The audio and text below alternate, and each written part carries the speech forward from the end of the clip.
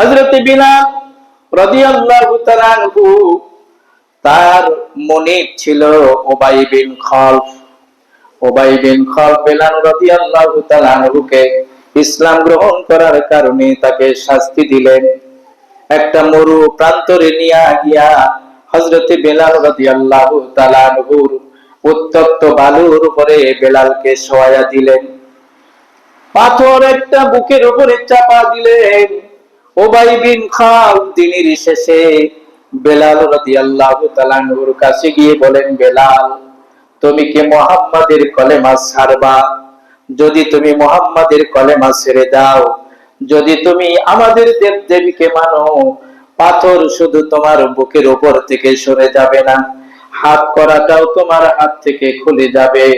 এই মক্কা মদিনার সবচাইতে সুন্দরী মেয়েকে দিয়া তোমার বিবাহের ব্যবস্থা করা হবে, সুন্দর করে তোমাকে থাকার জন্য ব্যবস্থা করা হবে।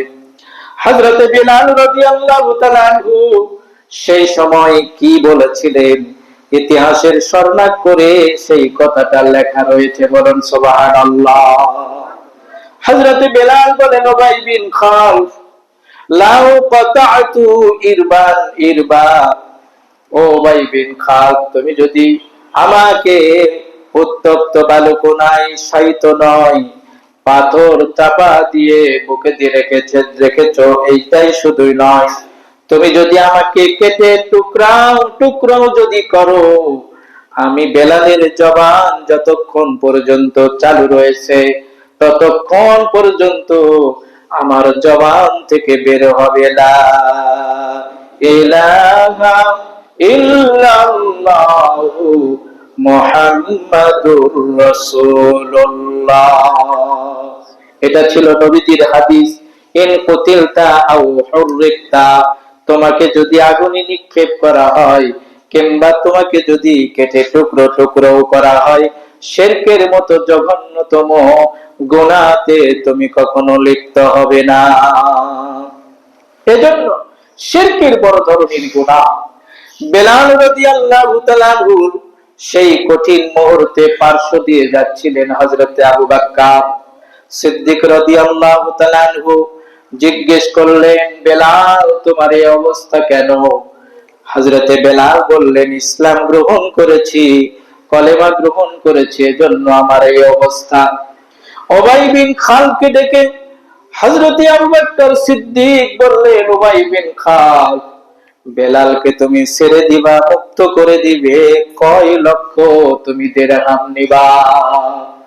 হযরতে বেলাল রাদিয়াল্লাহু তাআলা আনহুকে কয়েক শত দিরহামের বিনিময়ে আবু বকর সিদ্দিক রাদিয়াল্লাহু তাআলা আনহু তাকে মুক্ত করে দিয়েছিলেন, বলুন আলহামদুলিল্লাহ।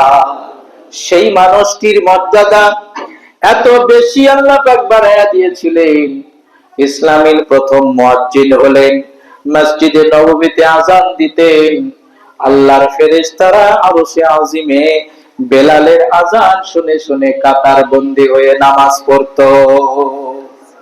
আল্লাহর নবীর একজন সাহাবী বলেন, বেলাল রাদিয়াল্লাহু তাআলা আনহু মানুষের সামনে কাপড় খুলতেন না। একদিন তিনি যখন কাপড় খুললেন, আমরা লক্ষ্য করে দেখলাম বেলালের সম্পূর্ণ শরীর যেন পোড়া পোড়া চিহ্ন দেখা যায়। জিজ্ঞেস করলাম, বেলাল, এই অবস্থা তোমার কেন? বলে, আমার এই অবস্থা হয়েছে, ইসলাম যখন গ্রহণ করেছিলাম, উবাই বিন খালফ উত্তপ্ত বালুকোনায় আমাকে চিৎ করে শোয়াইতেন। দুপুরে গিয়া একবার বুকের উপরে আমার পাথর চাপা দিতেন, ওই উত্তপ্ত বালুকোনার পোড়া চিহ্ন যেন আমার বেলাল শরীর থেকে কখনো যায় নাই।